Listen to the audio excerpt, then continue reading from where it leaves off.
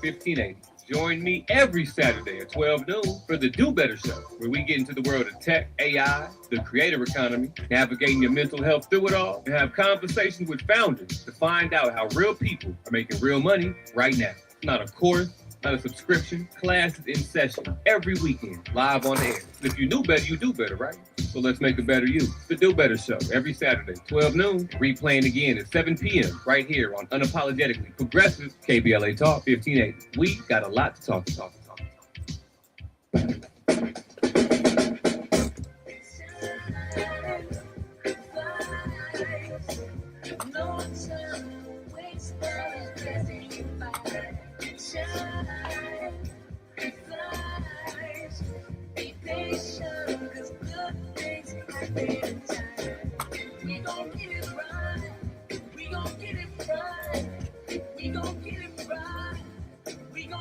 Protest the anthems, yes, we chant a movement of the ministry of, it's the energy of, in memory of them we love, the trinity of the people, the peace, the power, the truth, we speak the powers even louder, we can say it blacker, we can say it prouder, a woman vice president that went to Howard, now we talk helping black businesses, and our differences is magnificent, bringing light to the point where the prisons is, I was told good life is where forgiveness lives, the ascension is to leave what's left behind, and feed the seeds for deeds that bless the mind, compress the mind and question justify, with you and God in time, I best the line.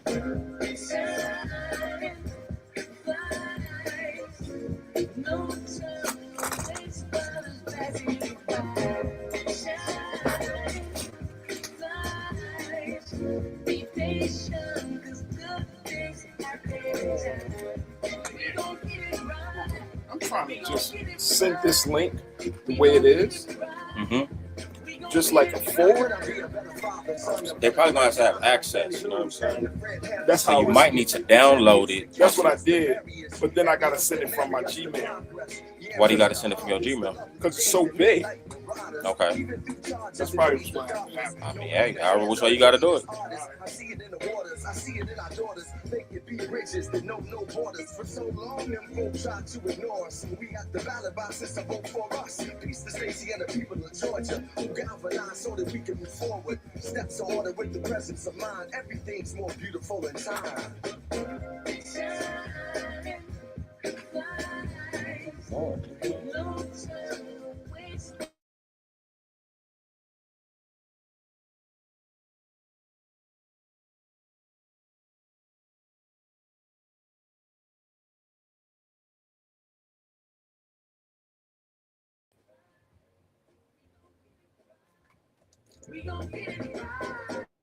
You are listening to and streaming A More Perfect Union on KBLA Talk 1580. I'm Dr. Nii-Quartelai, your host and White House correspondent, joining you live in afternoon drive time where I'm in touch and so you be in touch. Be sure to follow me on all the social media platforms at Dr. Nii-Quartelai. Just type in Dr. Nii-Q, DRNIIQ, and there I am fresh for you to follow. Also, be sure to download the KBLA app to listen to us live or on demand, or just tell Alexa to play KBLA Talk 1580. And there we are for your listening pleasure. Last but not least, subscribe to A More Perfect Union podcast. That way you won't miss our podcast drops. Some of our most memorable conversations, we archive them right there for you on A More Perfect Union podcast powered by KBLA Talk 1580. I want to say a big thank you to everyone who came out last week to the Procrastination Crenshaw Town Hall at Bethesda Temple Church on Crenshaw Boulevard. It's always great to see and hug and be in community with our leaders, learners, and listeners in person. And so we're going to continue to keep you posted as things develop there. But in the meantime, go to KBLA1580.com and check out the accountability tracker. We're going to be tracking all the next steps, any progress afoot related to that project. You can go to KBLA1580.com to track that. All right. So we got a lot of headlines that are swirling today. And so fasten your seat. We've got an attorney general nominee cutting a deal to make a $1.8 billion. It's with a B, $1.8 billion compensation fund disappear, a fund that, well, let's be honest, was built to pay off people connected to the January 6th. We've got the president of the United States, a man who has never met a regulation he liked, suddenly furious that oil companies are making too much money. Write that one down. We've got a grandmother in Minneapolis facing 6 years in federal prison under a Civil War era conspiracy law for showing up to a protest. And we've got worms, actual worms, in the drinking water at a California immigration detention center while the government insists everything is fine. In hour one, Dr. Wes Bellamy, executive director of the John Mercer Langston Institute for African American Political Leadership. He joins us with a brand new research study that puts hard numbers on something a lot of us have felt in our bones, what's actually happening to Black men and boys economically in this country right now. Not the average, not the folded in number, the real one. And in hour two, we shift from the data to the body. Author CeCe Rice joins us to talk about the root of awareness and how the traumas that we carry show up in the way we speak, the way we stand, and show up in the world. Whether you're riding with us in afternoon drive time or streaming us on the KBLA app or YouTube, you're locked in to a more perfect union. It's now time for your national news roundup. It's time for you to decide the good, bad, and ugly headlines of the day. And kicking us off, here we go. Are you ready? Sure hope so.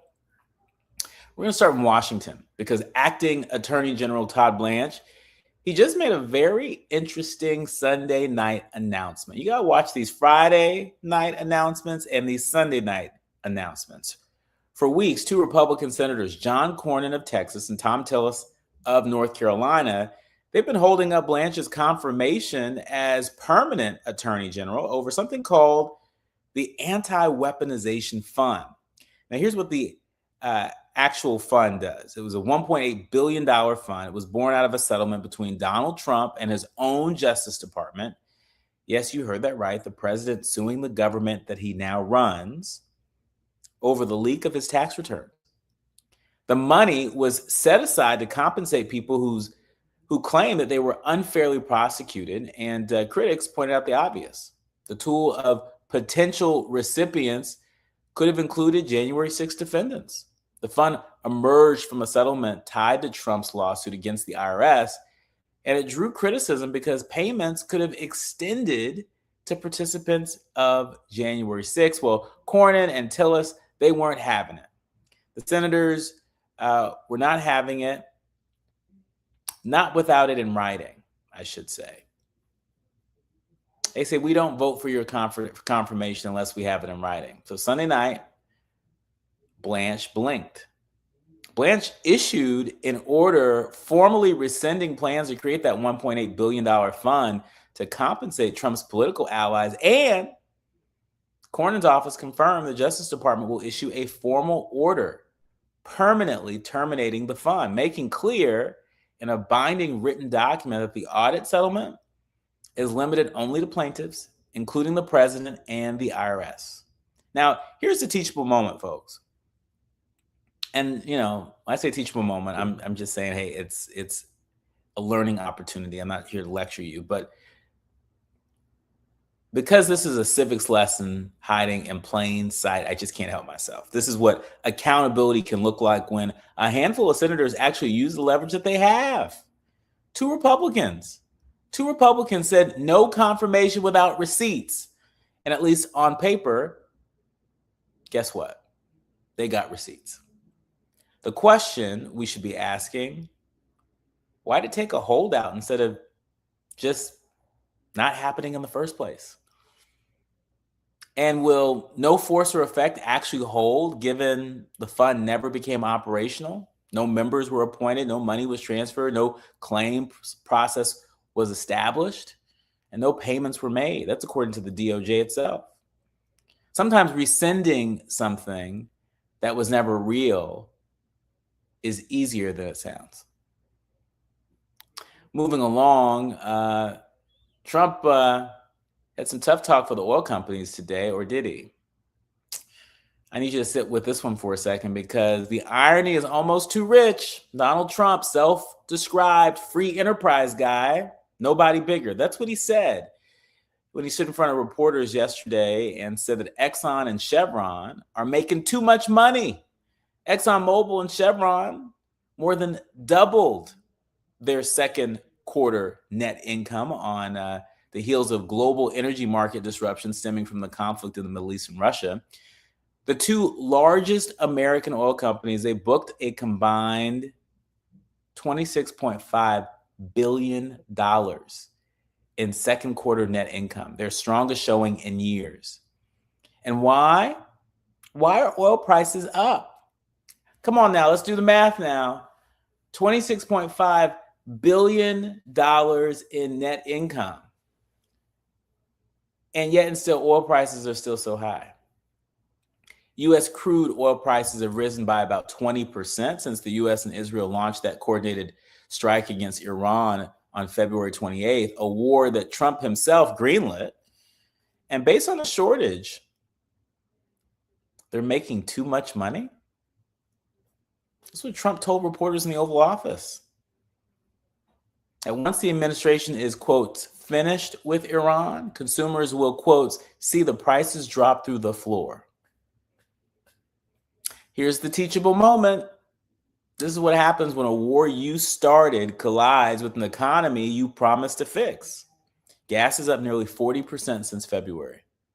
The oil companies' profits are being increased in part because Middle East refining capacity has been displaced, with Chevron and Exxon running their refineries close to maximum capacity.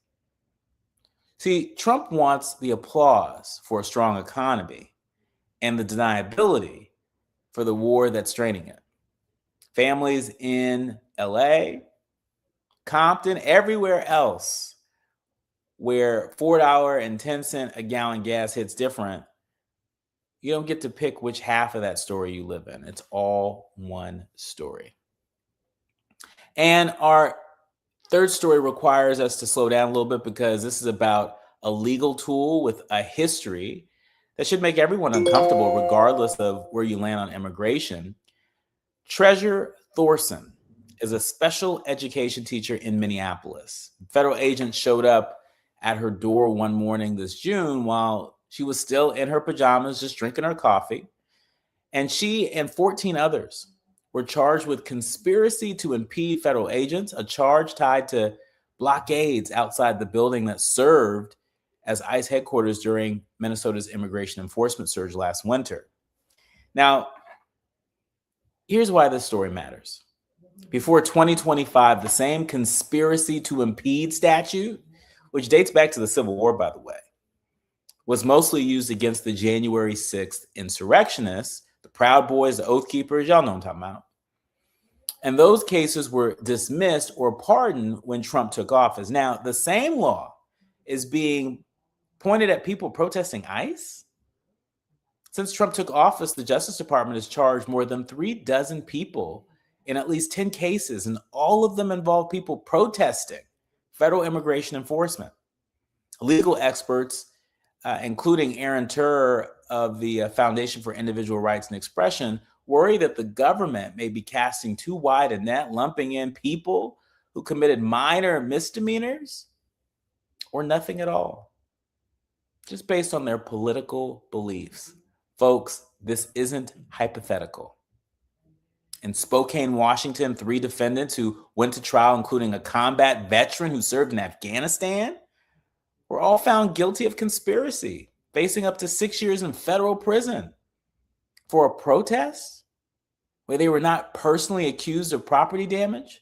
In Chicago, a similar case against 6 protesters was dismissed this spring after alleged prosecutorial misconduct, but only after the fear had already done its work. The teachable moment here is about whether you support. It is not about whether or not you support or oppose ICE tactics. It's about what happens to a First Amendment when the government decides that showing up, linking arms, standing in line can be prosecuted the same way as a conspiracy to commit violence. Ask Katie Schwartzman of Protect Democracy. She said, quotes, "It's important to see these indictments and the use of the law for what it is, which is an attempt to scare Americans. We've seen this playbook before in this community, against this community. Now it's showing up at school teachers' front door in Minneapolis." When we come forward, we shift from Washington's headlines to a set of numbers that Washington isn't talking about nearly enough. Dr. Wes Bellamy joins me with a new brief on the economic state of Black men and boys and family. Some of these numbers are going to make you sit up. Stay with us. You're listening to and streaming A More Perfect Union on KBLA Talk 1580. More with Dr. Wes Bellamy when we come forward.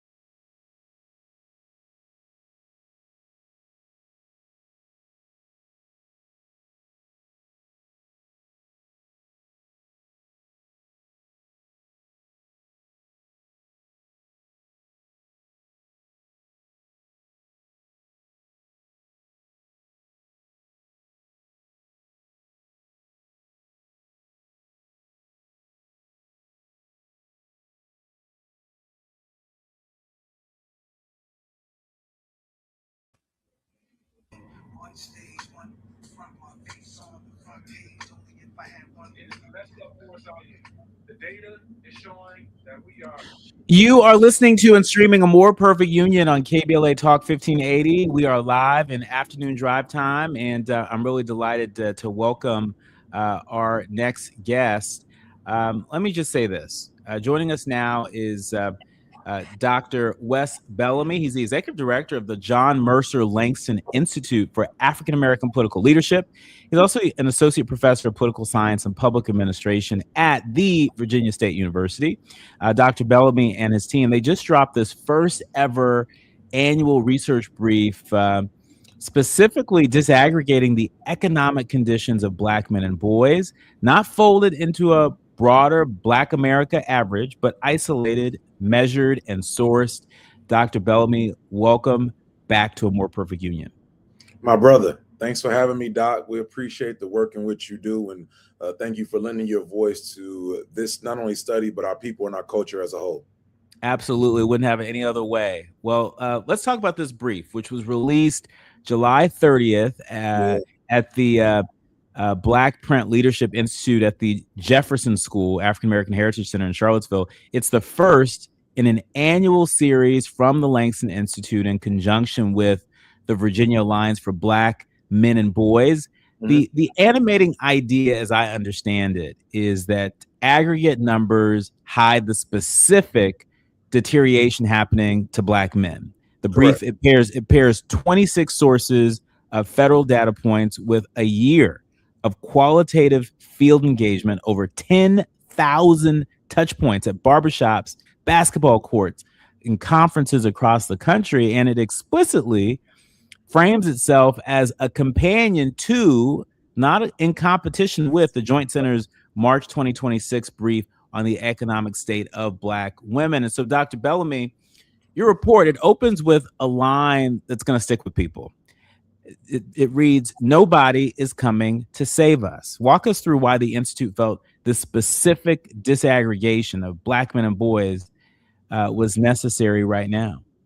Well, again, I think you hit it on the head. First and foremost, we know that nobody's coming to save us. And throughout our conversations, again, nearly a year or so, we've heard Black men say repeatedly that they felt as if they were isolated. They felt as if they've been left alone. They felt as if people don't really care about them in the same way in which we see other demographics. And that's not just Black women, that's just other individuals as a whole. And what we wanted to be intentional about was informing communities and persons as a whole that this study isn't necessarily a situation in which we're trying to pit Black men against Black women. That's not what we're trying to do at all. But as you alluded to, aggregating or disaggregating the data is of the utmost importance. You can't just lump Black men in with Black folk collectively and say, okay, well, yeah, they all messed up. No. We need to have specific measurable items that are put in place for us to be able to see how our progress is going. And unfortunately, this report showed that in many ways we're either at a standstill collectively, or for far too many of us, we're reverting and taking a couple of steps back. But we believe that, again, it's important for us to know the information and have the data. And then after developing the data and after looking at the data, we can develop a strategy in order for us to move forward. So we're really proud of our work. It's bleak, but it doesn't mean that we're hopeless. Our people are resilient, and we will continue to move forward. And, in this conversation, we're going to put on our asset lenses as well. And we're going to lift up examples of where the work that is necessary is happening and who those leaders are on the front lines that we should be reaching out to support and tapping in with. But I want to go back to something that you said earlier, because I think, so often we see headlines where Black men are pitted against Black women. Yeah. And this point is worth lifting up. You were pretty explicit in the brief that this isn't a competition with Black women who carry their own documented burdens and wealth and retirement security. Right. Talk to us about why was it important to make that distinction so clearly and right up front? Yeah, I mean, I love Black women. I ain't gonna hide it. I got 4 Black daughters.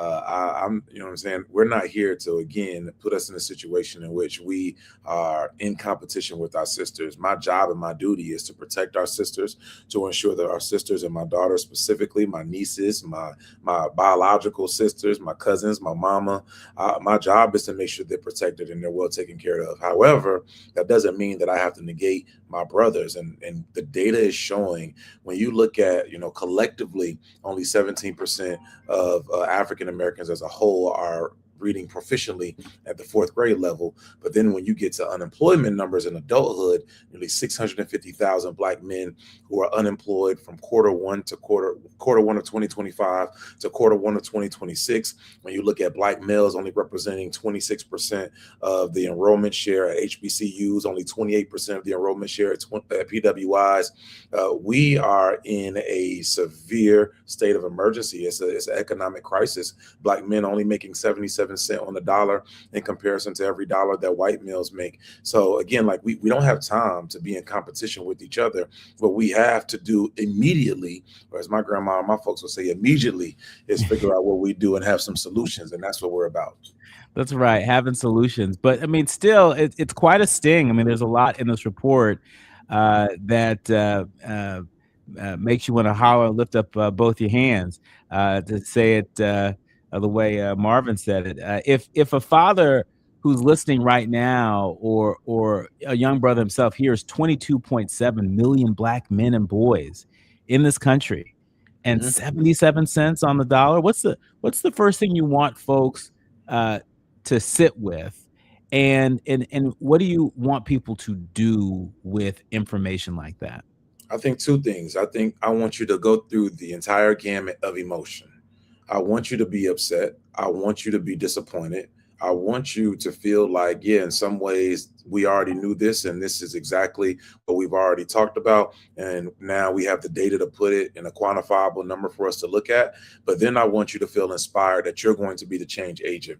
This isn't a moment in time in which we can take a woe is me approach. This isn't a moment in time in which we can think that, yeah, the world is against us. These systems are working exactly as they're supposed to, but that doesn't mean that we can't come out of this, because we've shown that we always do. There are examples and priorities within the report that shows and points to ways in which we can have success. And I believe in you, Black brother. I believe in you, Black dad. I believe in you, Black son. You will figure this out, and collectively we're going to be better off next year than we were today. I want to point out that this is the first in an annual series. You're essentially putting a stake in the ground and inviting people to hold you and these institutions accountable year over year. When we come forward, Dr. Bellamy, I want to better understand what does accountability actually look like if the numbers don't improve next year. You are listening to and streaming a More Perfect Union on KBLA Talk 1580. More when we come forward with Dr. Wes Bellamy. He is the executive producer.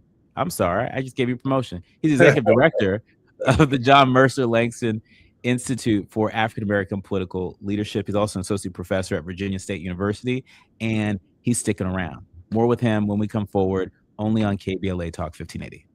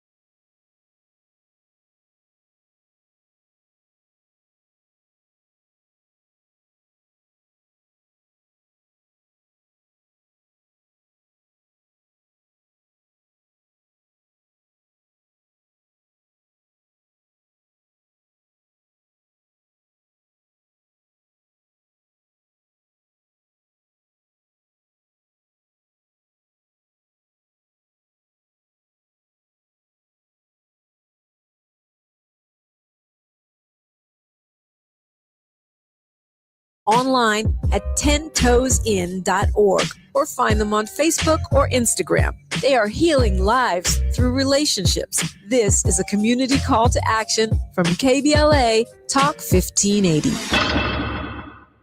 This November, you'll decide who leads California. So shouldn't you hear directly from the people asking for your vote?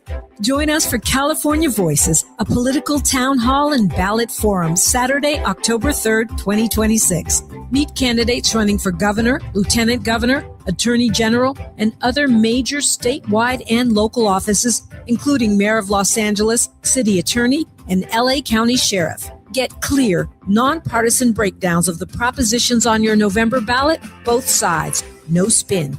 And ask your questions directly, in real conversation, face to face. California Voices is brought to you by KBLA Talk 1580 and the Empowerment Congress, giving you the information you need before you vote. Mark your calendar, Saturday, October 3rd, 2026, California Voices. Follow KBLA 1580 for details and download the KBLA 1580 app.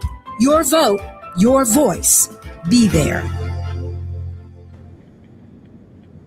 Now back to building a more perfect union on KBLA Talk 1580. You are listening to and streaming A More Perfect Union on KBLA Talk 1580. I'm Dr. Nii-Quartelai Corte, and really delighted to be in conversation with my brother, Dr. Wes Bellamy. He is the executive director, not the executive producer, the executive director of the John Mercer. He could be an executive producer. He's multi-talented. I got an Emmy. I got an Emmy. So oh, there you have it. Okay, there we have it.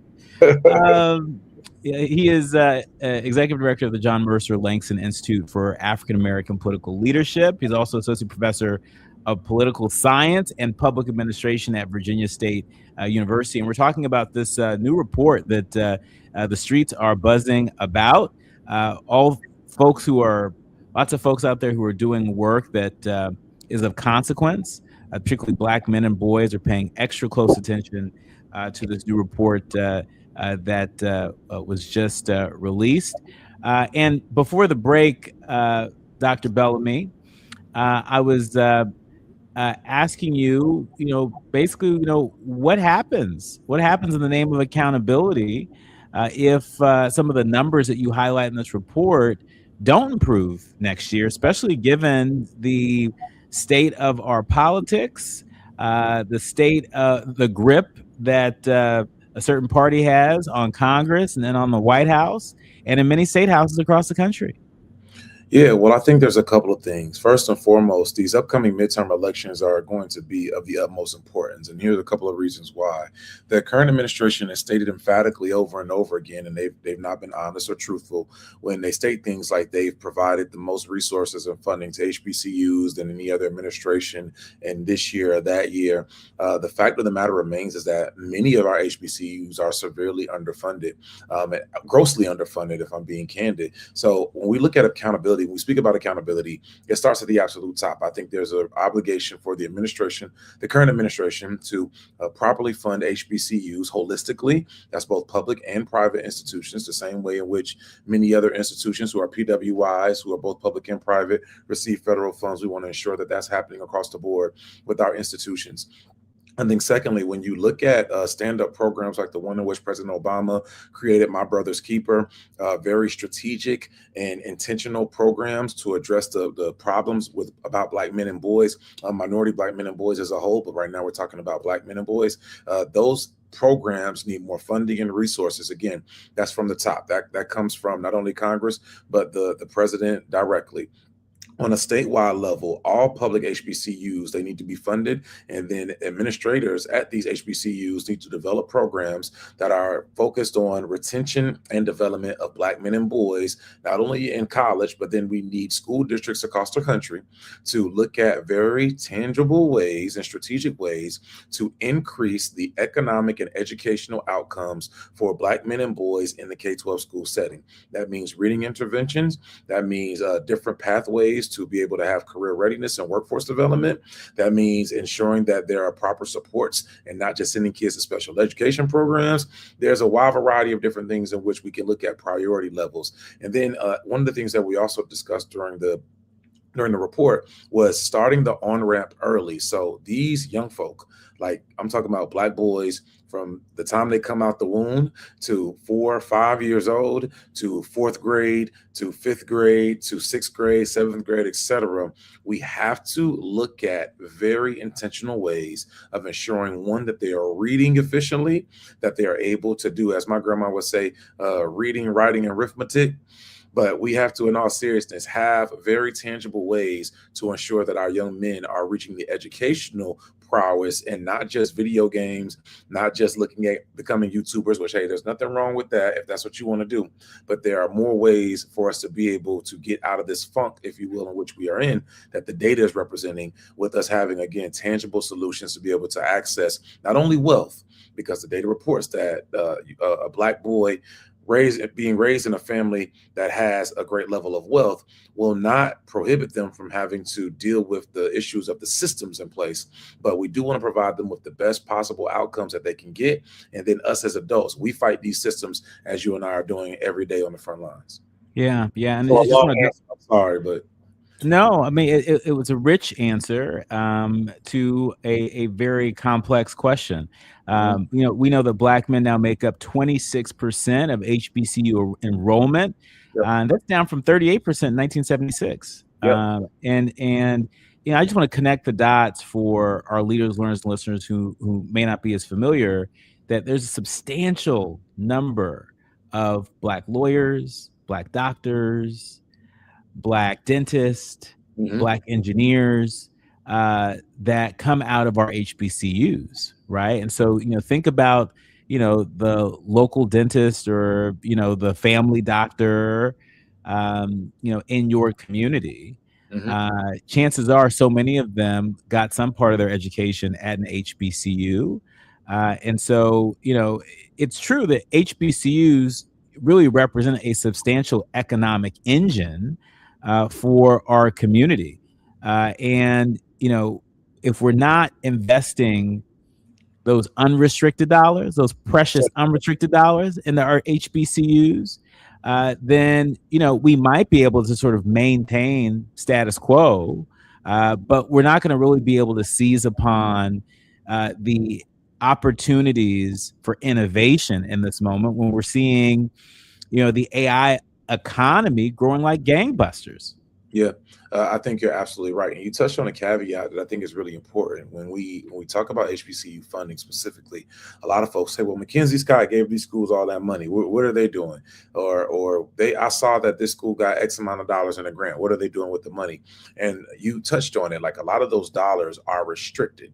Those aren't funds that individuals can use for education or support. They can't be used for scholarship. They are oftentimes resources for capital plans, building renovations, things of that nature. So we got to understand where the money is going and what it's being used for, and how in many instances HBCUs have their hands tied when they receive certain dollars. Now, we also have to be realistic about the fact that if every Black boy wanted to go to a HBCU, all of our HBCUs don't have the capacity to hold them. So these PWIs also have a responsibility that, just as they recruit our young men to come play football and basketball, to put butts in seats, they have an obligation to ensure that our young men are graduating, and not just the student athletes. So again, like, very, very strategic and targeted measures have to be made for our young men and boys, and not just those going to college. I saw in one of the posts somebody who was talking about what we were doing. I think it was Black with No Chaser. And there were a great deal of comments of people saying, well, hey, just go to trade school, but not understanding the barriers that could potentially go to a young man in a trade as well. One, when you enter into an apprenticeship program, if you will, you're usually not paid at the same rate as everyone else, which means you got to sustain yourself while you're in the training program. There also doesn't always become an immediate job as soon as you finish the trade program. Like, most times there's a lag. So how does a young man sustain himself after he finishes and completes the training program, whether that be 1 month, 2 months, 3 months? Where's the resources and assistance there? How is the resources and assistance to be able to purchase your tools? And not everyone can be an entrepreneur. You also need a little bit of background. You need a little bit of assistance there. So again, even after you get the job, even if you choose to take a trade and you're working and moving yourself up the ladder, our data also showed that there were systemic barriers in terms of those who hire the persons, those who handle the promotions. And when we even seen for Black men to be able to start their own businesses and again go the entrepreneurial route, there's still a lack of access to federal, state, and local contracts. So y'all, like, it's not as simple and easy as some of us may want it to think that it is, but it doesn't mean that it's impossible. Our ancestors came over here doing the impossible every single day, and I have no doubt that we will be able to continue to do the same thing. In this report, there's also some good news. There's some good news that's buried in here too. Black male HBCU enrollment, it actually ticked up between 2020 and 2022. And you also in the report highlight Alabama A&M's their record enrollment, 42% of Black men in their incoming class, and Morgan State's presidential task force. Talk to us about what made some of these approaches to the work, sort of bear more fruit than other approaches. Well, one thing we saw with Morgan State University, shout out to President Frederick, a very good guy. But one thing we saw with their institution was their ability to be able to retain their Black male students after they got to school. It's one thing for the males to come in, for the young men to come into school, but you got to do a very good job and understand that there are different dynamics at play for Black males to retain them and keep them at the institution. So peer mentoring programs, being intentional with assigning every young man with the mentor, very conscious and strategic ways of following up with the young men when they go off to school, trying to find different ways to keep them at the university and not just allowing them to go home, in which they may sometimes have to deal with different barriers that be presented with different barriers that may prevent them from coming back to school. In some instances, it's better just keep them there. We saw with the city of Baltimore doing a phenomenal job of developing an access to workforce development program, as well as job placement after the workforce development program. So again, there are instances in which people are doing the work and it is working. However, we need more, and we need this report to, again, not necessarily represent something that's bleak and gloom and doomy, but we have to understand what's in front of us and then develop a plan and strategy for us to move forward. Just as you were saying that, the song "Greatest Love of All" by Whitney Houston popped in my head. And as you know, one of the lyrics from that song is "Teach them well and let them lead the way." Yep. And I want to go back to sort of where we started in this conversation, which is the importance of focusing in on Black third and fourth graders. Yes. Only 17% of Black fourth graders are reading at an NAEP proficient level. And, that's a statistic that it predates college. It predates the job market. It's happening in elementary school. Talk to us about how much of everything else in this report really traces back to the third and fourth grade reading. And for all of our union leaders that are tapped in and listening, what more can union leadership do to help us better reach Black third and fourth graders, knowing how high the stakes are? Well, a couple of things. So I've served as a high school teacher. I've been an assistant principal and a dean at an alternative school, chair of a political science department, and obviously a vice mayor in the city of Charlottesville. And I've served on the State Board of Education here in Virginia. So when we look at like being in the trenches in that regard, we've seen good ways to do things and then not so good ways to do things. When schools and high poverty, maybe some would say high poverty, underperforming schools based off of data, do not have reading interventionists. And when they don't have reading specialists from kindergarten, first, second, third, and fourth grade, at least 2 of them per grade, we see the impact in grade 7, 8, 9, 10. When young men specifically do not have an enthusiasm and or love for reading or the basic competency skill to be able to do phonetics or handle what they are reading without being frustrated or feeling as if they just want to give up and then go get on the game or get on the phone or something else. The byproduct is what we see in these statistics in terms of low unemployment rate, 6.6% for the month of June, 7.3% in the month of April. The connections are evident. If you can't read, you can't understand how to get your money or how to count your money. If you don't have any any money, you might check out. If you have a kid and you don't have any money, you in bad shape. If you want to date a woman and you don't have any money, you in bad shape. Society has told us often that you need money in order to be able to move forward. Well, if you cannot read, which is one of the most basic fundamental skills that we all have to obtain, how much harder is it going to be for you to be gainfully employed? So again, when we look at what schools and institutions have to do as a whole very early on, regardless of whether or not an institution, and I'm talking about a K-12 or early elementary school, receives Title I funding from the federal government to be able to have additional teachers. But without reading interventionists and professionals, we see these horrific numbers just continue to dwindle in the wrong direction, not in the right direction. So again, those are solutions and priorities that we have to make, but we have to be able to show up and be present at our local school board meetings, at our state board of education meetings, and even speaking to our members of Congress about how we address these items. We need, again, targeted and specific interventions and solutions for Black men and boys that are not just going to be catch-all, be-all for everybody. We have a certain set of issues that we have to deal with, and we need everyone's help.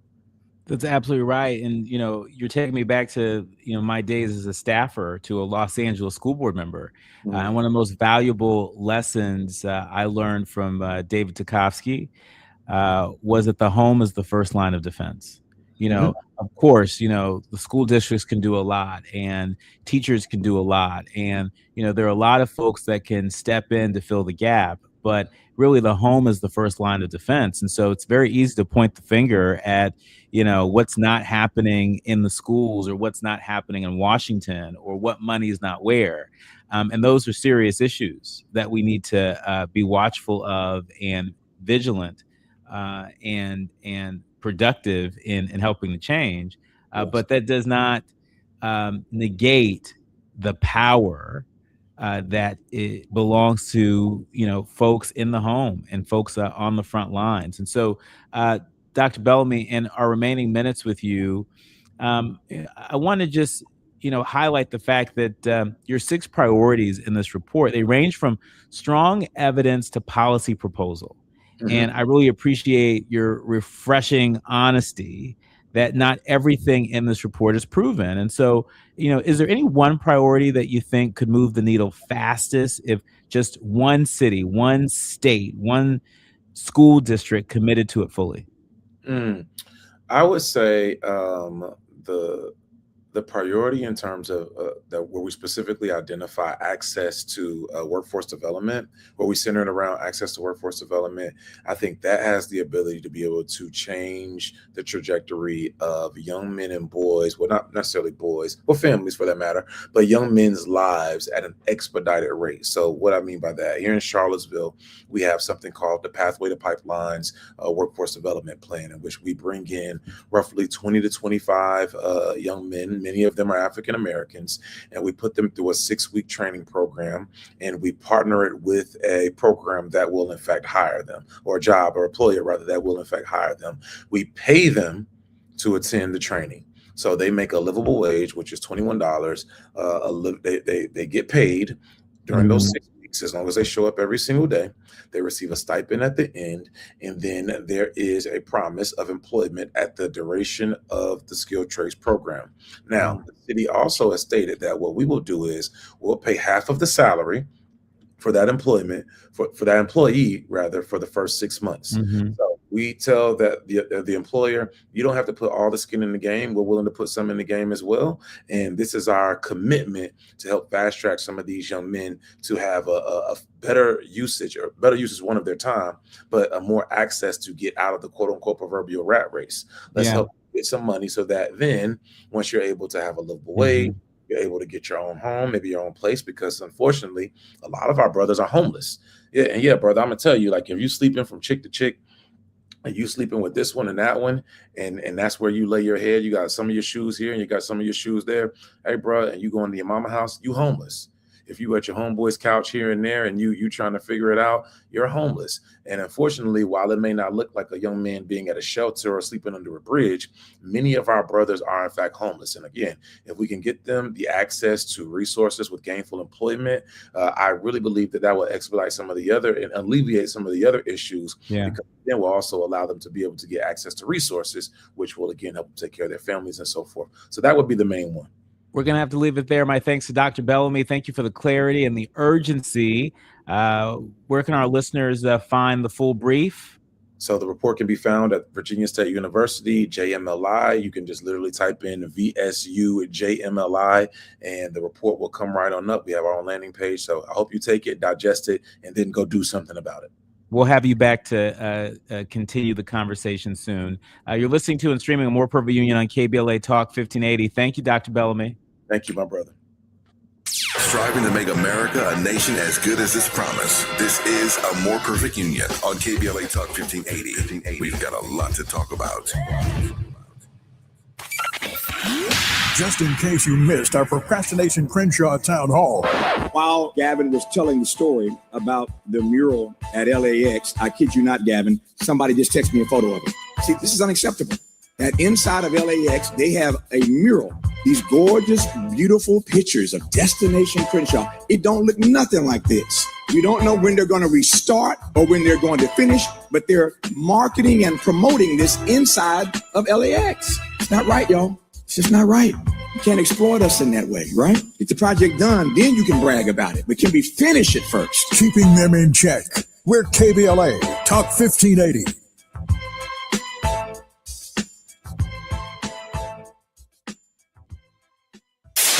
KBLA Talk 1580. We've got a lot to talk about. KBLA Talk 1580, connecting you with services and solutions. The BLM Center for Black Power is a hub for Black activism in the city of Los Angeles, a standalone nonprofit affiliated with Black Lives Matter LA. The venue is home to live events, meetings, and organizing drives for Black-led community-based organizations. It is also the base of operations for Black Lives Matter LA. Built on what used to be a nuisance property owned by an arms dealer, the BLM Center for Black Power is in the heart of Leimert Park and has opened its doors to everything from youth organizers to toy drives to film screenings and community town hall meetings. To make a donation or make a request, please visit blmla.org. That's blmla.org. This is a community call to action from KBLA Talk 1580. You ready? Drop it. 2 shows, 1 Friday, all Amanda Seals. What's up, y'all? Catch me here on KBLA Talk 1580, first from noon to 2 p.m. And if you miss me, I'm back 4 to 6 p.m. See, this is where the conversation gets real. Ooh, and it gets good. So don't miss it. Fridays only on KBLA Talk 1580.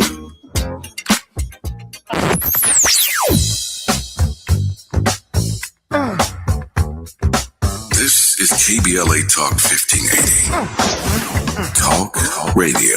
That's music to your ears. We're unapologetically progressive. KBLA Talk 1580. We face tragedy, but we don't fall into despair. We continue our work to build a more perfect union. You are listening to and streaming A More Perfect Union on KBLA Talk 1580. It's about that time for the quiet part out loud. And this is, consider this the AI edition. This is the AI edition of Quiet Part Out Loud. Let's end the hour on something that we don't say enough about on the show, actual good news with real numbers behind it. Tens of millions of Americans have criminal records that can be barriers to employment. Most of us know somebody, a cousin, a coworker, somebody from the neighborhood who did their time, changed their life, and still can't get past a background check. Noella Sudbury used to be a public defender in Utah, and she got obsessed with one question: how do you help someone with a criminal record actually get a job? Her answer became a company called Rasa Legal, an AI-powered tool that helps people seal or expunge eligible records fast. And here's why the timing of this matters. A number of states have passed clean slate laws that make record clearance automatic for low-level crimes and non-convictions, and the research backs it up. It backs up why that matters economically, not just morally. Within a year of expungement, people's wages rise by an average of 22%. That's not a small bump. That's the difference between surviving and building something. And I love this detail. The name rasa comes from the Latin tabula rasa, blank slate. But Sudbury also points out that in Spanish, la raza means the people or the community. She calls it democratizing the law, making it accessible to a group of people for the greater good. One of the people found her, a woman named Mirales, with 5 felonies on her record. She discovered in less than 5 minutes that all 5 could be cleared. And today she works on Rasa's own team. And so this is a teachable moment that technology gets a bad reputation in the community sometimes, and often for good reason. Surveillance, algorithmic bias, and all of it deserves scrutiny. But here's what AI is doing. They're doing something different. They're not watching you, but unlocking something that the system made deliberately hard to unlock. You're listening to and streaming A More Perfect Union on KBLA Talk 1580. More when we come forward. KBLA 1580 Santa Monica. I'm Amber Payton with BIN News Now. President Trump says he looks forward to Todd Blanche being confirmed as Attorney General. He's going to do a great job. Everybody knows it. Blanche's nomination had been stalled by 2 Republican senators over a proposed $1.8 billion compensation fund for January 6 defendants and others who say they were unfairly targeted. Black Los Angeles Mayor Karen Bass is significantly outpacing challenger Nithya Raman in fundraising. Bass raised more than $511,000 in June and has brought in nearly $3.8 million overall, compared with Raman's roughly $1.2 million. The general election is set for November 3rd. And Georgia Democrats rallied supporters at their state convention in Savannah, focusing largely on the cost of living. Lieutenant Governor nominee Josh McLaurin criticized Republican leadership, while Black gubernatorial candidate Keisha Lance Bottom said she wants to represent all Georgians, not just President Trump supporters. Get BIN News Now on demand 24/7 on the iHeartRadio app. The Crohn's and Colitis Foundation has been at the forefront of inflammatory bowel disease research and care for over 50 years. Learn more about research, education, and support at Crohn'sColitisFoundation.org. This is the KBLA Sports Minute with Ray Richardson. The Dodgers have some work to do to get back on track after they were swept at home by Boston over the weekend. The sweep capped a 2-4 homestand. The Dodgers are in Chicago tonight to start a 3-game series against the Cubs. The Rams are heavy favorites to win the Super Bowl this season, but they're in last place in a category that means something to a lot of people. Sports Illustrated has come out with their rankings of the best NFL uniforms, and they list the Rams as having the worst uniforms among the 32 teams. Number 1 on the list, the Chargers. The folks at Sports Illustrated love the Chargers lightning bolt logo with the yellow and white color combinations and those throwback powder blue jerseys. The top 5 uniforms on the list, the Chargers, San Francisco 49ers, Dallas Cowboys, Baltimore Ravens, and the Cincinnati Bengals. No debates, no speculation, just the info you need. That's your KBLA Sports Minute. I'm Ray Richardson on KBLA Talk 1580. What's good, KBLA delegation? I am Miles Lowe, and I'm excited to be joining the weekend lineup right here on KBLA Talk 1580. Join me every Saturday at 12 noon for the Do Better Show, where we get into the world of tech, AI, the creator economy, navigating your mental health through it all, and have conversations with founders to find out how real people are making real money right now. It's not a course, not a subscription. Class is in session every weekend, live on the air. If you knew better, you do better, right? So let's make a better you. The Do Better Show, every Saturday, 12 noon, replaying again at 7 p.m. right here on Unapologetically Progressive KBLA Talk 1580. We got a lot to talk. The blackness. Keep on. Never say die. Keep on. Blackness. Keep on. Never say die. Keep on.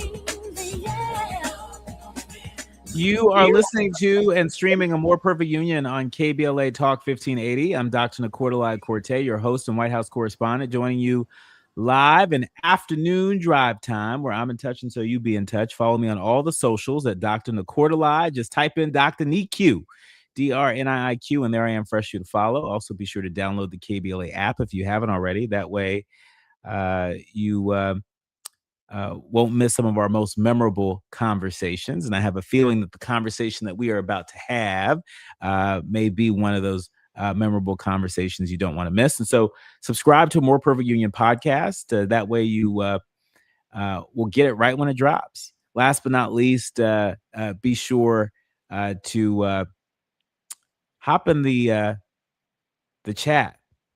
We call it a More Perfect group chat if you're streaming on YouTube. We always love to hear where you're streaming from, and we love to see you sound off. All right. Welcome to the second hour of More Perfect Union. Coming up this hour is Pete Buttigieg really running in 2028? And what would it take for him to actually earn Black voters' support? Then disturbing video out of California ICE detention center, and LAPD officer facing prison time for exposing racism, not for committing it, and a South LA hospital fighting for its survival. And author Cece Rice joins us for the back half of the show to talk about how trauma lives in our voice and our body. I saw her post on Instagram a few weeks ago, and right away I knew I wanted to talk to her. And so I'm so glad that she's with us today. All right. Pete Buttigieg just gave us about as clear a signal as we've gotten. The former transportation secretary said that he is currently more likely than not to seek the Democratic presidential nomination in 2028, telling a podcast, "I think I'm more inclined than not, but there's so much we don't know." Now, here's the real conversation, though. Buttigieg has spent months working to connect with Black voters and others who feel left behind by the Democratic Party, a demographic where, by his own team's admission, he has historically had difficulties connecting. He's held town halls in Iowa. He's spoken in Little Rock. He's done the retail politics circuit. A Manhattan Institute survey has him in third place among potential 2028 Democratic candidates, behind Governor Gavin Newsom and former Vice President Kamala Harris. Now, here's a teachable moment. This is what an early presidential primary actually looks like. Years out, feeling out, relationship building before a single vote is cast. And for this audience, specifically our audience of leaders, learners, and listeners, the question isn't, is he a good candidate on paper? It's, has he actually shown up? Has he actually listened? Has he actually earned trust? Or is this a tour stop? And so we're going to be not just watching the answer build over the next 2 years, but we're going to be passing the mic to folks like Secretary Pete, among others, to get the best possible answer to that question. All right. This next story turns my stomach, and I want you to really hear it. A detainee at the Adelanto ICE processing center right here in Southern California showed his family over video call a plastic bottle filled with drinking water and what appeared to be worm-like creatures inside it. His immigration attorney, Carlos Gerardo, said plainly, no one should drink something like this. The saddest thing is that they hunt us like animals on the streets, and they don't even treat us like animals in jail, because no one would give that kind of water to their dog or cat. A Department of Homeland Security spokesperson denied any claim of poor condition, saying the facility gets its water from the city of Adelanto. But the worm-like creatures were reportedly found throughout the facility, including in sinks and showers, coming from coolers shared by roughly 80 people that are used for drinking, cooking, and coffee. This isn't a one-off complaint either. The immigrant rights nonprofit involved in one of several plaintiffs in a federal civil class action lawsuit against DHS and ICE over conditions in the Mojave Desert facility.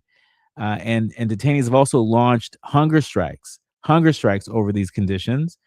A federal judge recently granted a renewed preliminary injunction ordering DHS and ICE to make improvements. At least 4 people have died at that facility since last year. That's worth noting. The teachable moment here, well, due process and dignity, they aren't a reward for having the right paperwork.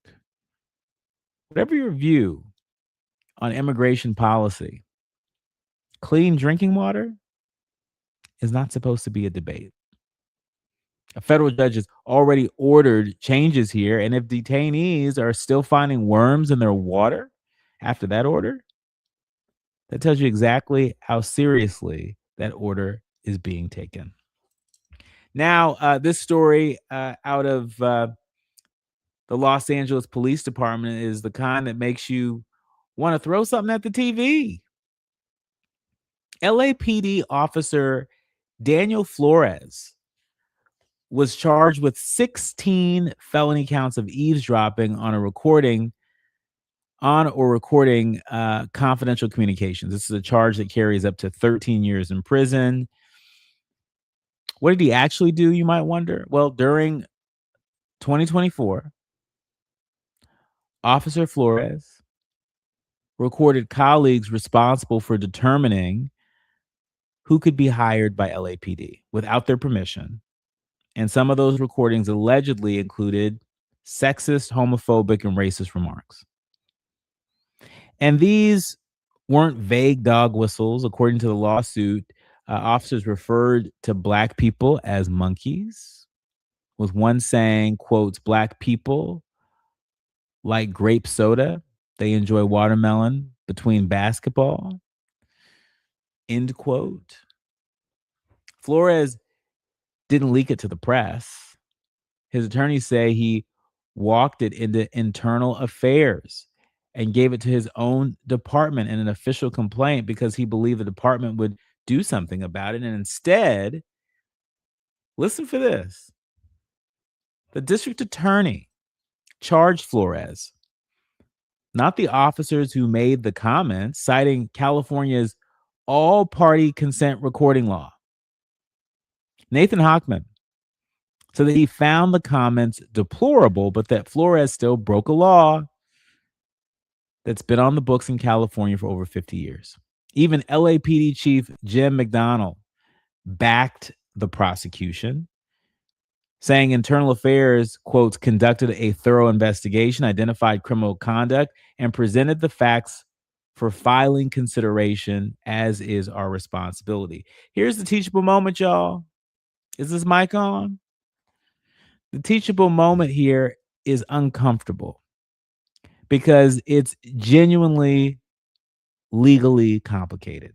A law professor not involved in the case notes that there's no expectation of privacy in a place like a locker room, but less clear whether that protection extends to work conversations in an office setting. So the law might actually be on the DA's side here, but sit with what that means. The system protected the people saying that Black people enjoy watermelon between basketball and is prosecuting the man who exposed them. Legal doesn't always mean just. When we come forward, we are switching gears. I'm delighted to welcome CeCe Wright. CeCe Wright's the author of The Root of Awareness. As I said earlier, I saw a post on social media and knew right away I wanted to talk to her. And so guess what? She's here. We're going to talk to her about her book and more when we come forward. You're listening to and streaming A More Perfect Union on KBLA Talk 1580. You're listening to A More Perfect Union on KBLA Talk 1580. We've got a lot to talk about. Are you drowning in IRS tax debt? With Civic Tax Relief, they were able to save me upwards of $80,000 that I would have had to pay had I not reached out to them. Get ready for a toll-free hotline. Take advantage of new IRS tax forgiveness programs that may protect you from IRS collection agencies. I owe the IRS $37,000. They have the power to garnish your wages, put liens on your property, and levy your bank account. Civic Tax Relief can help protect you from the IRS. Civic Tax Relief basically represented me against the IRS. By the time everything was completed, I didn't owe the IRS anything. Find out about the Fresh Start program that is now available through Civic Tax Relief. Civic Tax Relief's special tax hotline can help you discover all the relief programs available for free. I would recommend anyone who has a tax problem to contact Civic Tax Relief. Just call 800-285-3500, 800-285-3500. Don't wait. Call now. 800-285-3500, 800-285-3500. KBLA Talk 1580. We've got a lot to talk about. KBLA Talk 1580, connecting you with services and solutions. The midterm elections are upon us. It is voting season once again. Common Cause's motto is fighting for the democracy we deserve. In service of that goal, Common Cause puts its state and national policy expertise, massive network of grassroots supporters, and nonpartisan approach into action to strengthen our democracy against the challenges we face today.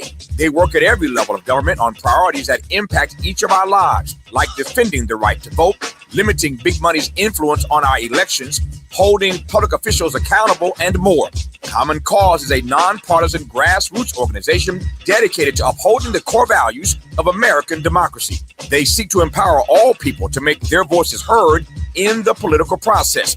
This election may be the most important one ever. If you'd like to make a donation or volunteer in service to the Constitution, please visit commoncause.org. That's commoncause.org. This is a community call to action from KBLA Talk 1580.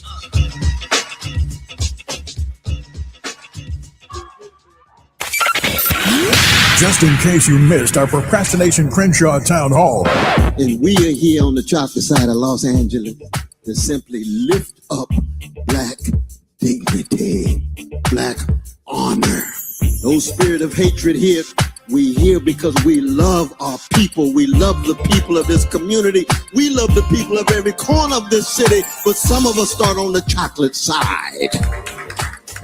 And so all of the critiques, all of the calls for accountability have nothing to do with ad hominem attacks on any elected official. It has to do with either indifference or incompetence, maybe even corruption. We don't know, but we just want to make sure that everyday people in this community are treated with the dignity that they deserve. That's why we're here. Holding them accountable. We're KBLA Talk 1580.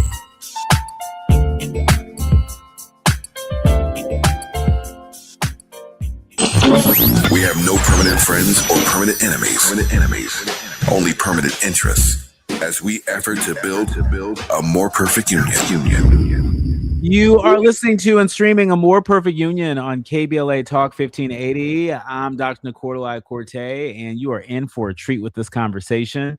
We're shifting energy completely right now, and honestly, I think we need it after that first hour. And some change. Joining us is CC Wright, author of The Root of Awareness, Tools to Ground and Grow Vocal and Physical Communication.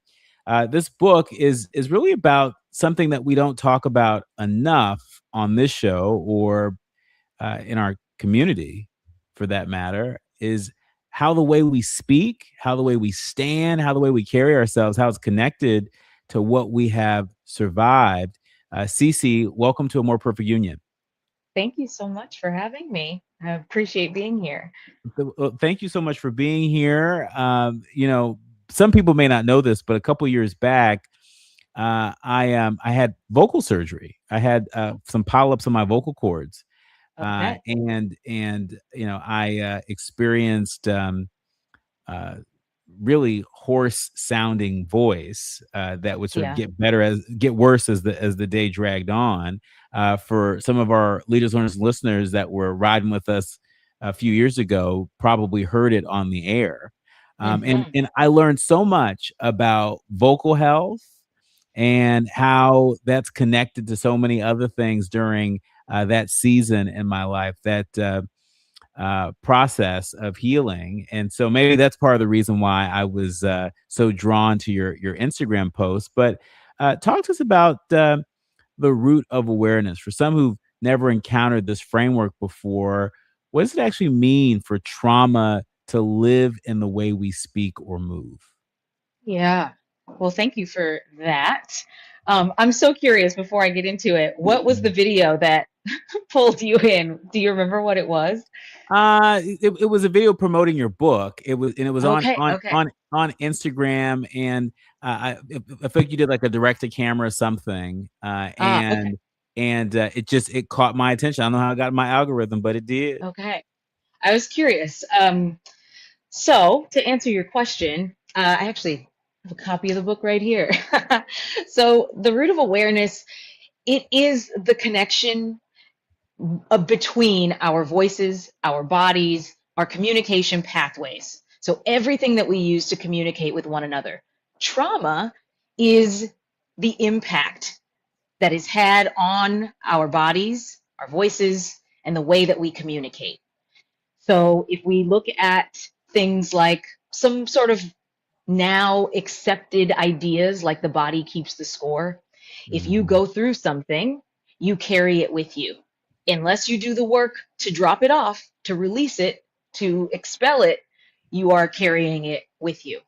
And so this practice goes beyond just what we carry in our bodies, but also how our body is connected to the sound of our voice. The body is the instrument, the voice is the music. So if your instrument is all banged up, it's going to show up in how your instrument sounds when you go to play your part of the musical symphony that is life.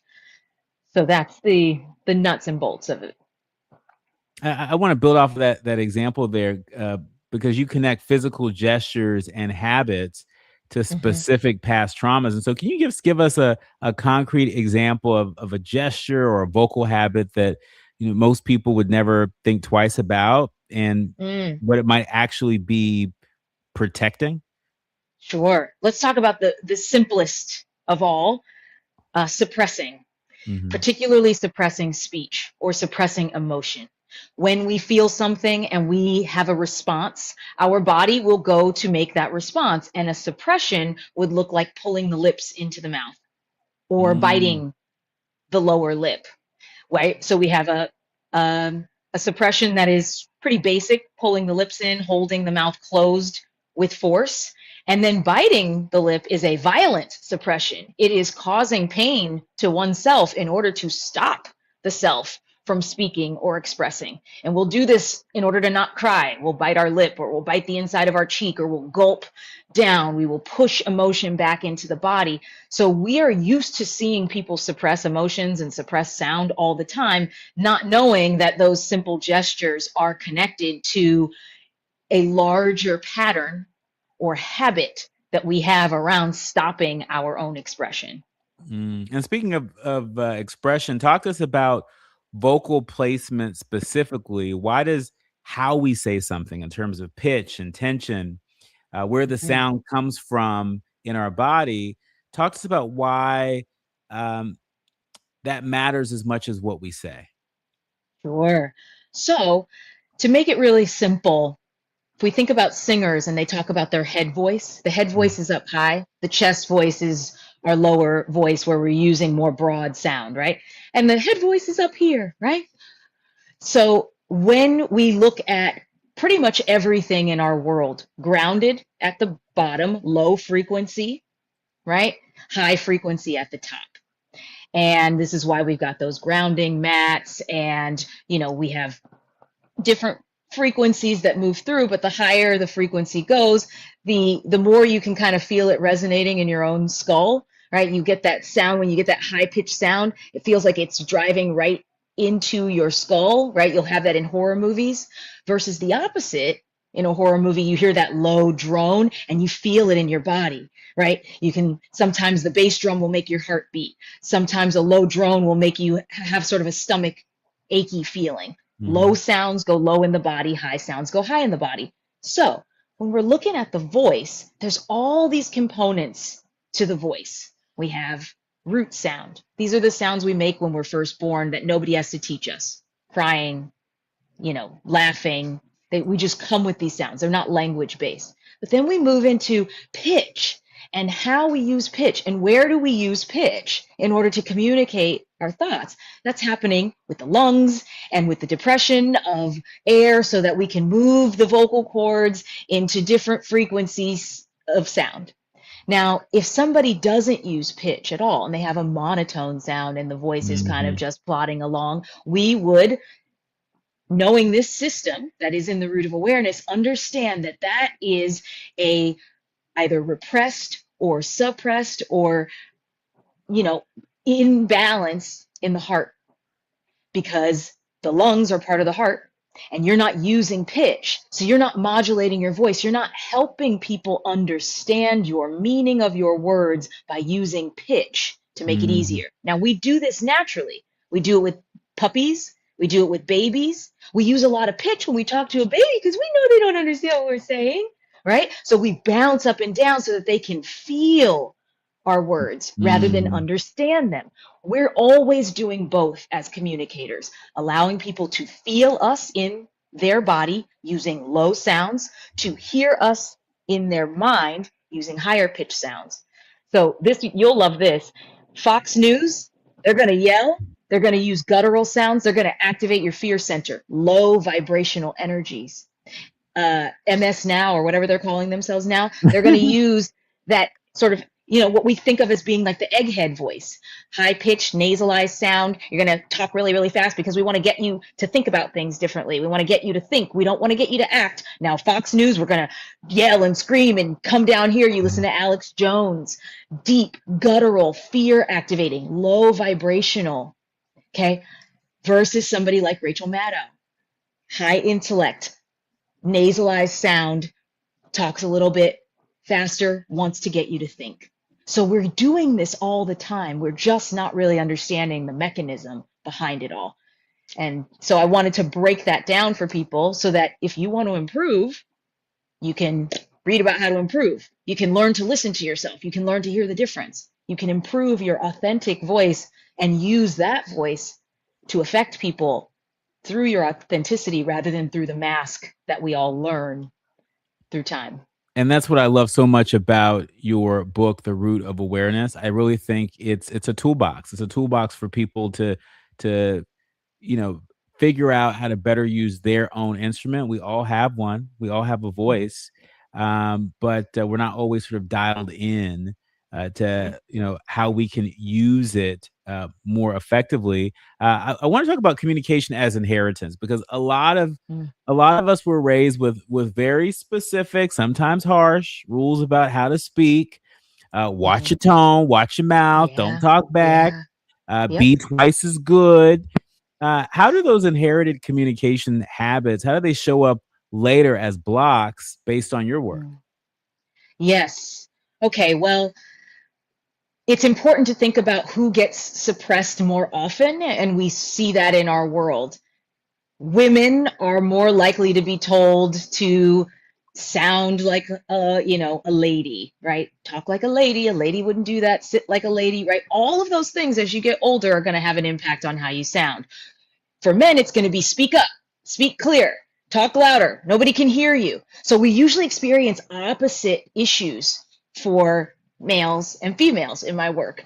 Oftentimes men will tend to push on their voices, holding tension in the body, overbreathe, puff out the chest, and that actually can cause just as much damage as suppressing the voice all the time, to the point that you end up with throat issues, rage-based disease. Like suppression of rage is one of the number one drivers for autoimmune disease. So those are the ways in which I see those conditions, and the conditioning that we do to young people shows up later as, throat stuff or body stuff.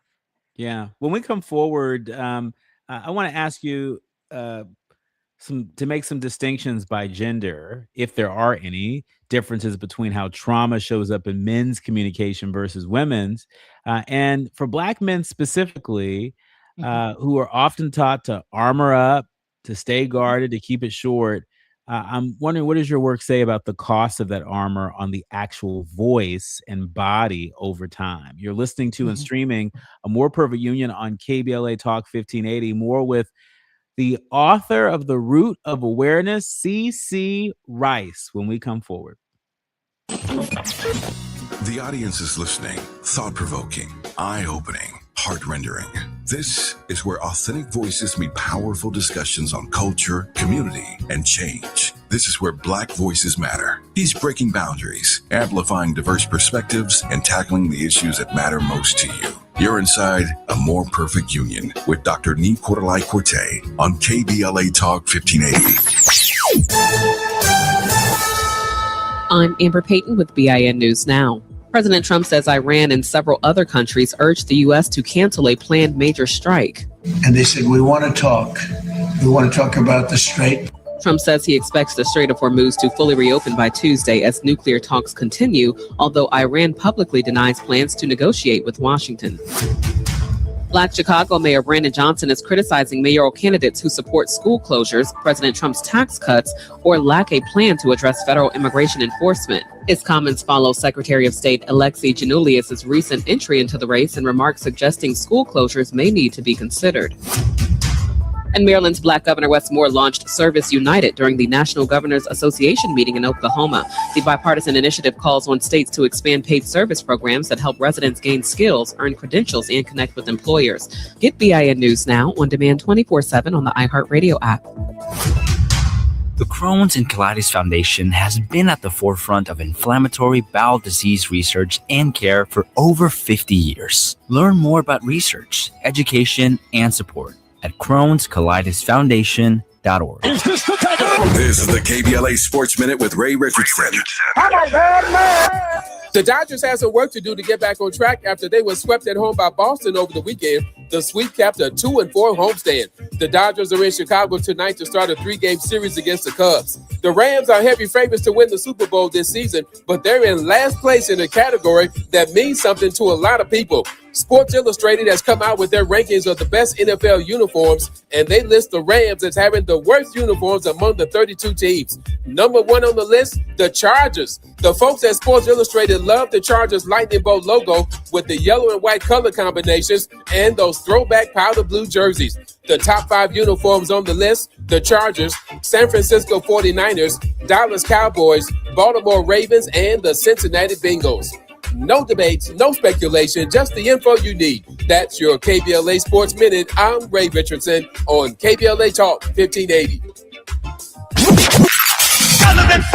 There is no denying that we've always been the conscience of this country. KBLA Talk 1580 is progressive talk radio built for our community, by our community, and with hosts who look like you, live near you, and care about what you care about. 50,000 watts of truth right here in Southern California. KBLA Talk 1580. Listen live on your AM radio dial at 1580 or stream us live on our KBLA1580.com website or on our free KBLA 1580 app. Unapologetically progressive. Indeed presents hires you can't afford to get wrong, like public works supervisor. Hey, this waterman is under a ton of pressure. Did you ever fix it? Yeah, 3 layers of duct tape. Wait, should I have added a 4th layer?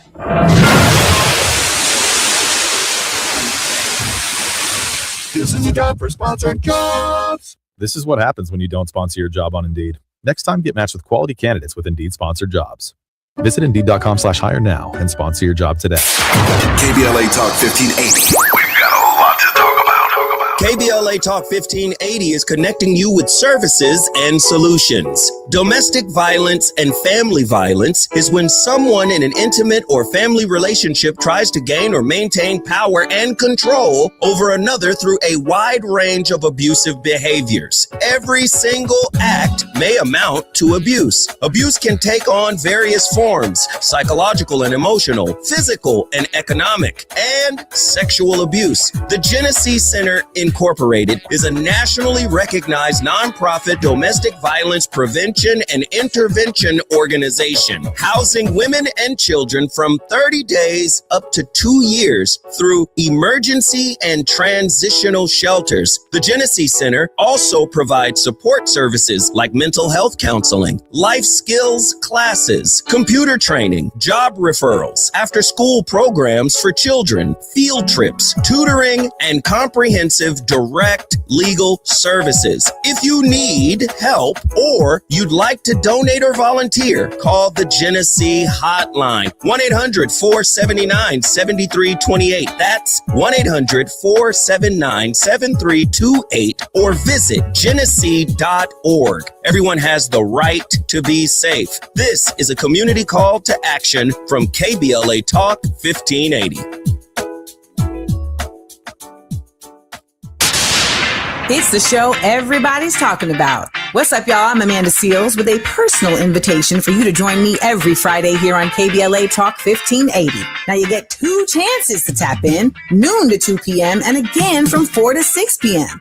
Real talk, no filter, just you and me on the highest of vibrations. Fridays only on KBLA Talk 1580.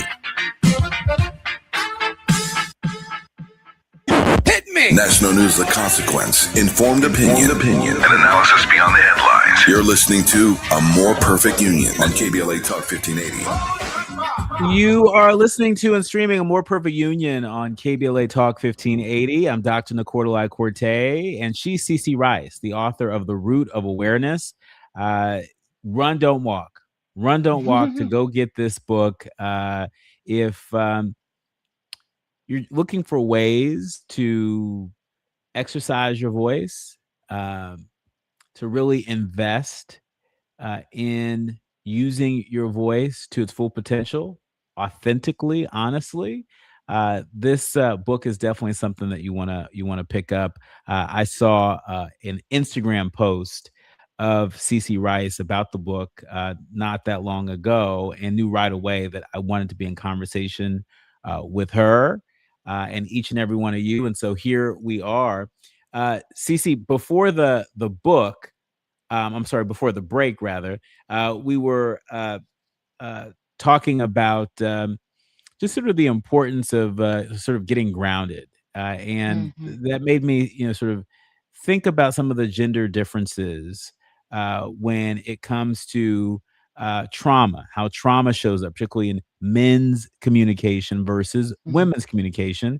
And so, what differences have you seen in your work, and, any special notes particularly related to Black men that you want to lift up? I mean, there's so much, right? It's a big topic.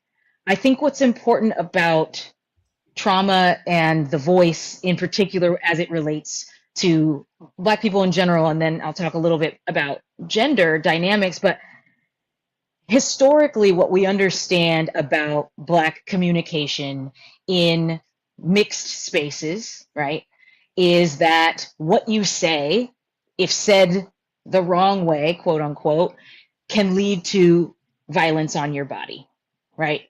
That has historically been one of the ways in which the Black body has been policed. Through, if you say the wrong thing, if you speak to a person the wrong way, if you talk to someone you're not supposed to talk to, if you speak before you're spoken to, et cetera, et cetera.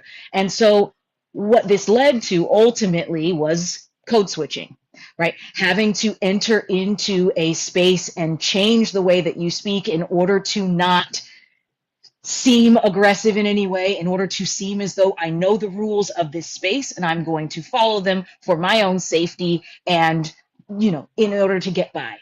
Right? In order to progress in my life and not have this step in my life impede me. Now, because of that, code switching is a trauma response in and of itself, right? It is a direct relationship to the fear and the knowledge contained in what can happen if you don't sound the right way, if you don't have the right pitch pattern, if you don't have the right volume choice at a particular moment.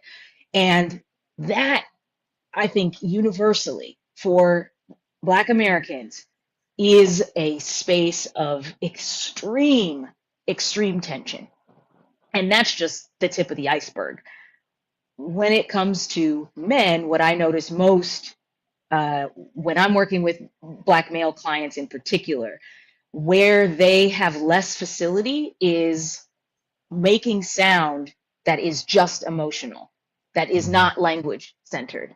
You are allowed to describe how you feel if you can do that, if there is space and time for that, which is still rare, but you're not allowed to just boo-hoo.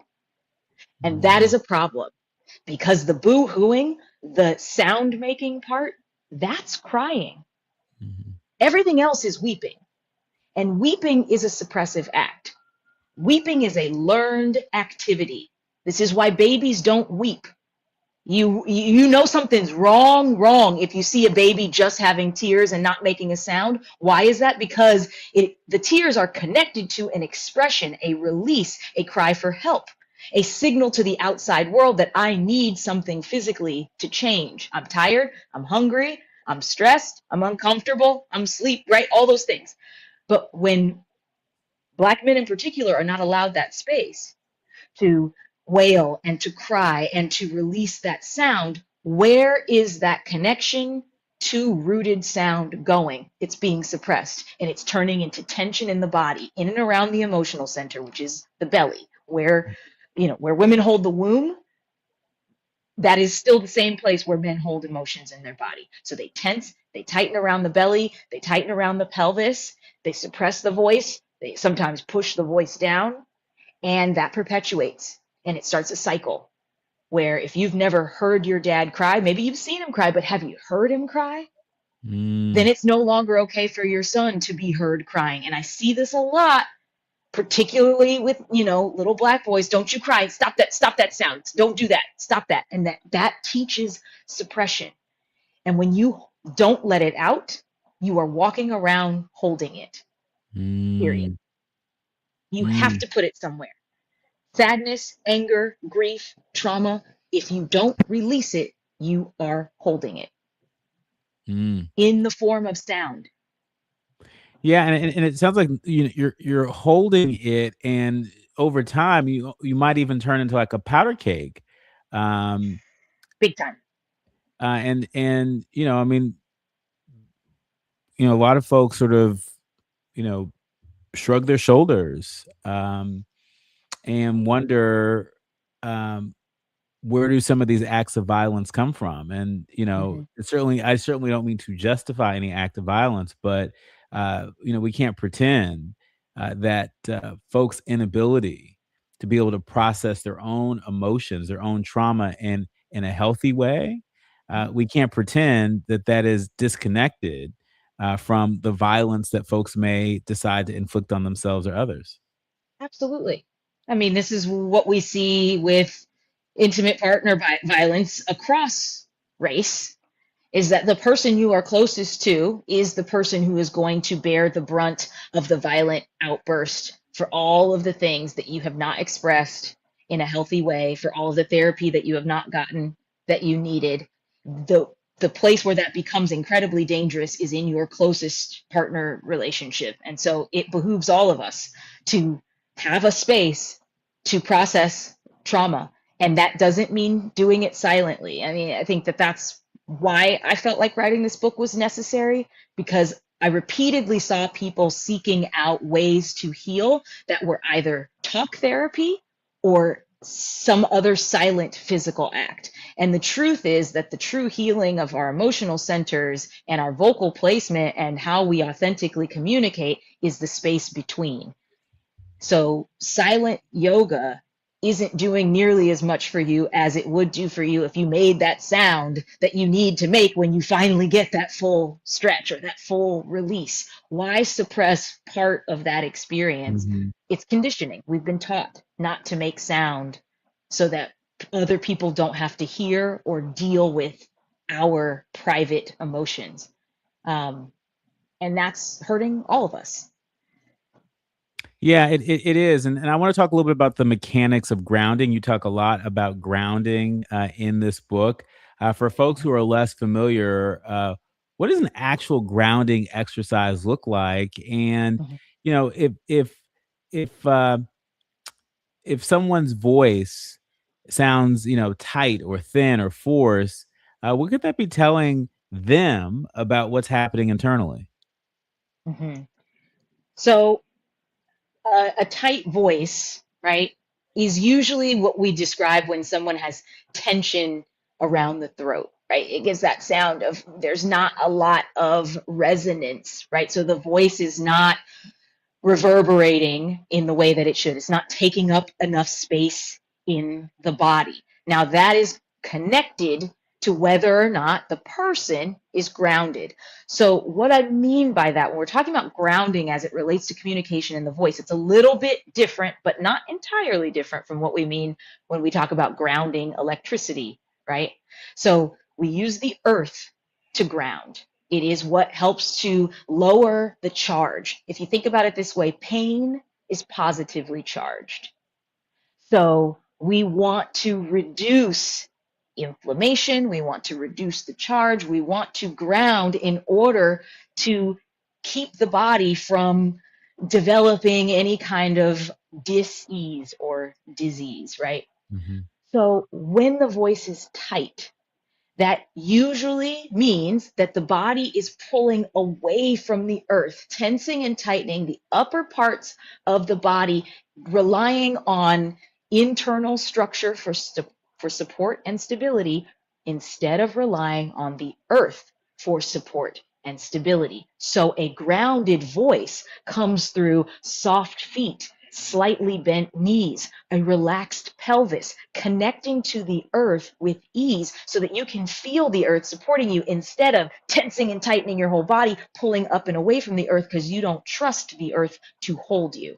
So a tight voice is naturally going to be a voice that is not grounded, because if it was grounded, it would be buoyant, it would be reverberate, and it would access the openness of the lower parts of the body, particularly softening of the belly around the abdomen, the relaxation of the pelvis.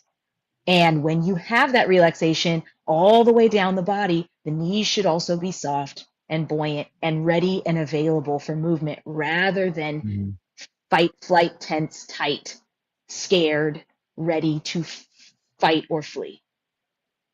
Cece, for parents that are streaming or listening to us right now, raising, a Black or brown kid in particular in this political climate, what's one thing from your work that they could start teaching that child today about their own voice and body?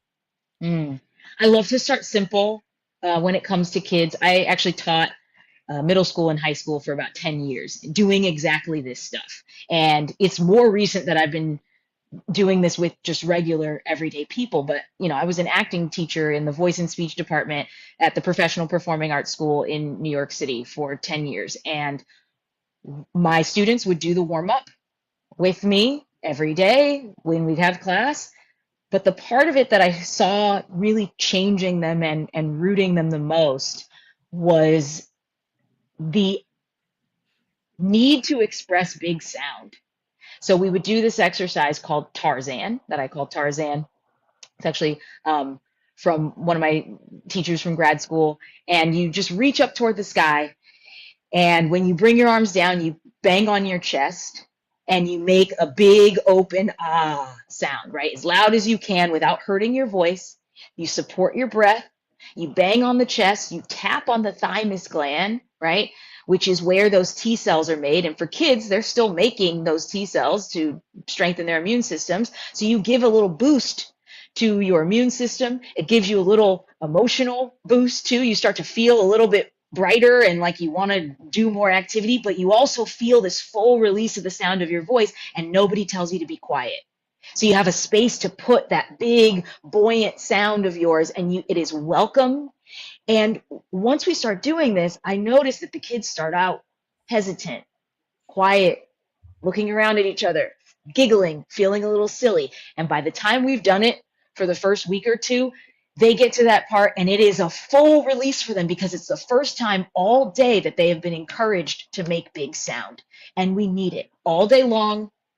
Our kids are being hushed and shushed and told that they need to be smaller and behave better and be more in line. And there's a rule for this and there's a rule for that. And sometimes they just need space to express without having to put words to it, without having to make it make sense to someone outside of them. It only needs to make sense to their system. And so for Black and brown kids in particular, I think it's important for them to be able to make big sound and to not have that be a threat to their life. And so I think it's important that we create safe spaces for emotions. Let kids have tantrums. Give them a space to do that. Teach them how to throw a tantrum. Teach them how to, punch their pillow and not hurt themselves. Teach them how to jump up and down and get their energy out and yell and scream and run around, the yard, because they need that time in that space. And it needs to be safe, and it needs to be a protected time, and it needs to be taught to them that they are allowed to express these emotions and that there are safe spaces where they can do that. Cece, in our remaining minute with you, what was the personal moment in your own story that led you to write this book in the first place? I mean, there are a lot of personal moments that led to this, but one in particular was, I was having migraines chronically and TMJ, and I was going to doctors, during my childhood, and nobody knew what was causing these things or what to do about it. And it was my voice and speech class in college and in graduate school that ultimately led to me figuring out why I was holding so much tension in my body, where it was being held, what it was connected to, what traumas it was coming from, where I learned the habit. All of that stuff that I thought would take place in a doctor's office took place inside of a performance arts school.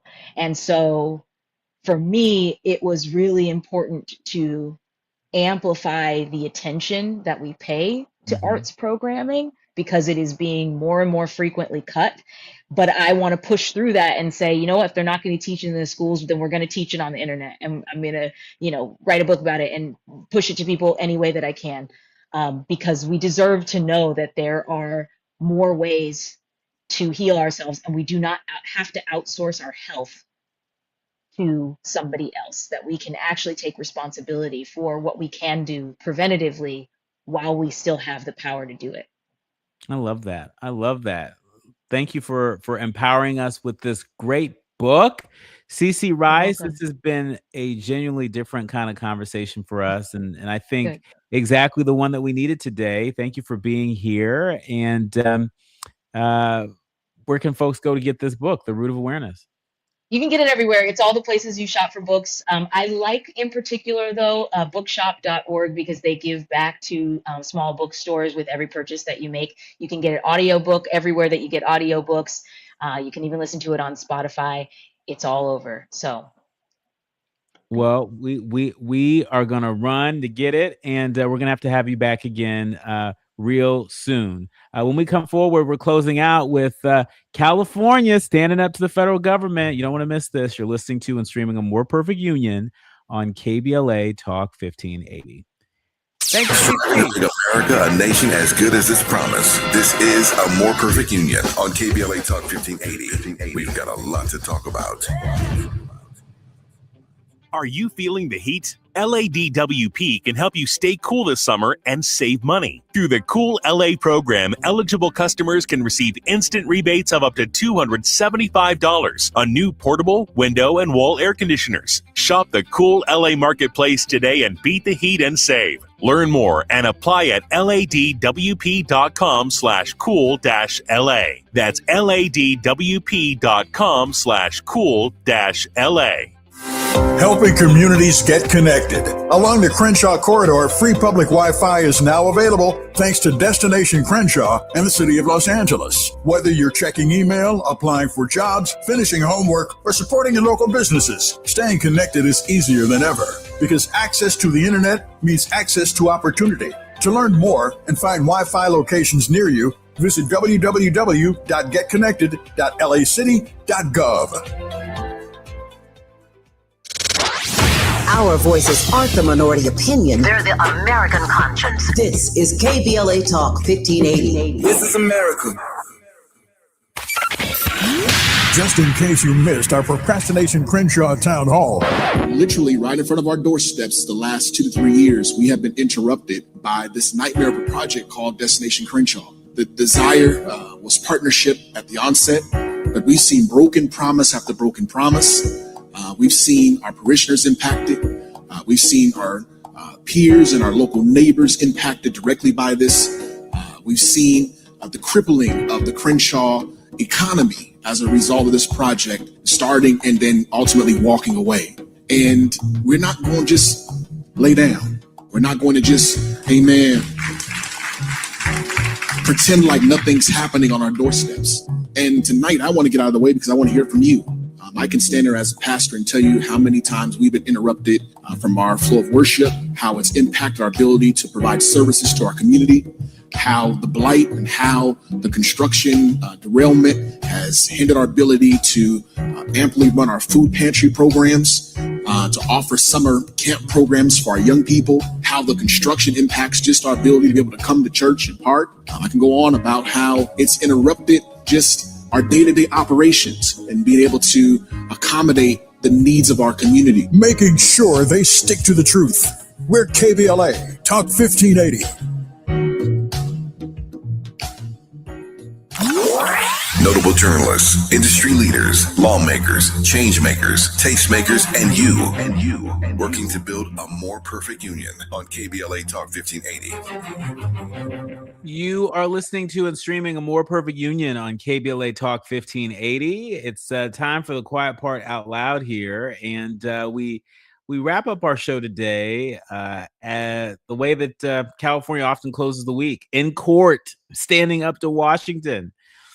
A coalition of Democratic-led states, led by California Attorney General Rob Bonta, sued the Trump administration to block a new policy that would let federal immigration authorities access information about low-income families with children enrolled in a cash assistance program.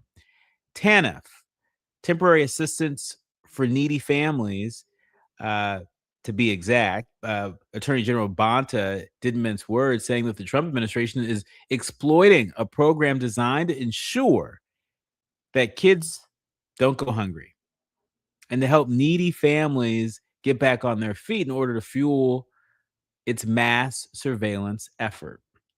The lawsuit aims to stop the agency that controls the program from sharing recipients' immigration status, social security numbers, and other personal information with other parts of government or potential private entities.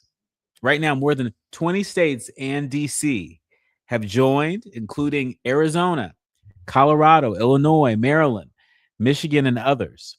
Now, the coalition, they argue that the rule violates the Administrative Procedure Act, the Computer Matching Act, and the Spending Clause of the Constitution. Now, this is part of a pattern that has tracked for over a year now. California has separately and repeatedly sued over Trump's tariffs, with the federal court already striking down his second tariff this year as illegal. And after the Supreme Court struck down the first version under emergency powers, the emergency powers law in February. And so here's a teachable moment to close out today's show. Whether it's a mother trying to feed her kids through the TANF program, a family paying more at the pump because of a war, a detainee asking for clean water, or an officer punished for exposing racism, today's stories all rhyme. They're about who gets protected by the system and who has to fight the system just to be treated like they belong in it. That fight isn't new, but every single story we cover today, it proves it isn't over either. That's our show. Massive thanks to Dr. Wes Bellamy of the John Mercer Langston Institute and author CeCe Rice for The Root of Awareness. Be sure to go out and get that book, that CeCe Rice's book, The Root of Awareness. And we want to thank the entire village that produces a more perfect union each and every day. Our executive producer, Tavis Smiley, our sound engineer, Brother Andy, our show producers, Art and Faraji, and each and every one of you. Reminder that this Thursday, my exclusive interview with Maryland Governor Wes Moore drops on the Root website and all of their social channels. And so I'll be talking more about that as the week goes on. But in the meantime, remember, don't panic, organize, do what you can from where you are with what you have, but by all means, do something. I'm Dr. Nii-Quartelai. You've been listening to and streaming A More Perfect Union on KBLA Talk 1580.